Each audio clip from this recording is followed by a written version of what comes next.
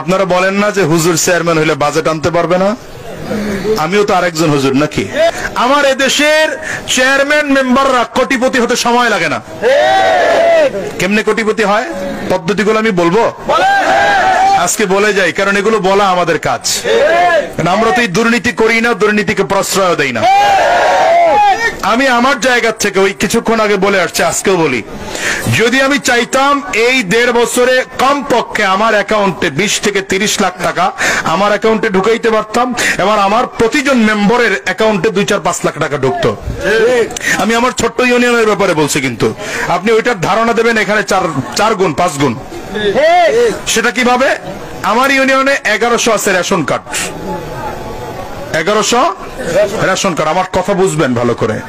আমি প্রতি কার্ডের এগেনিস্টে যদি 500 টাকা করে নিই, বিগত দিনে নেওয়া হয়েছে, 500 টাকা করেও যদি নেওয়া হয়, 1100 × 500 কত হয় দেখেন আপনারা? হ্যাঁ, 5.5 লাখ টাকা, প্রায় 1000-এর উপরে আছে টিসিবি কার্ড। প্রতি কার্ডের এগেনিস্টে যদি 1000 টাকা করে নেওয়া হতো, তাহলে এখান থেকে 10 লাখ আসে। এইভাবে ইনকাম আসে। বিজিডি কার্ড আমার ইউনিয়নে 170টা। যদি প্রতিটা বিজিডি কার্ডে বিগত দিনে 4000-5000 টাকা নিয়েছে, 5000 টাকা করেও নিতাম, কত আসে হিসাব করেন আপনি? এরপরে বয়স্ক, বিধবা, মাতৃকালীন ভাতা কেউ কোনোদিন টাকা ছাড়া করতে পারেনি, অথচ সরকার সুবিধা দিয়েছে টাকা ছাড়া করবেন আপনি, 1 টাকা খরচ নেই আপনার। অথচ আপনাকে চেয়ারম্যান মেম্বারকে 500 টাকা, 1000 টাকা, 5000 টাকা পেমেন্ট করতে হবে, এরপরে আপনাকে এগুলো দিবে।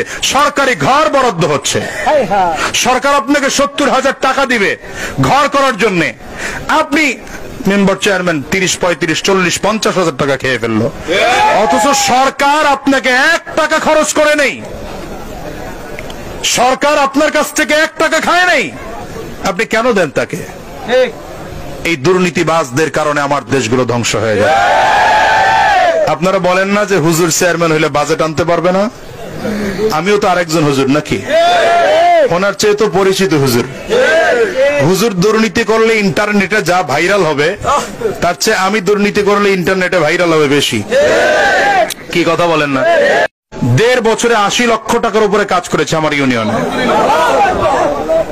সরকারি, অথচ আমার ইউনিয়ন ছোট্ট। আপনাদের এখানে 30,000 ভোটার, আর আমার ইউনিয়নে ভোটার মাত্র 6,500।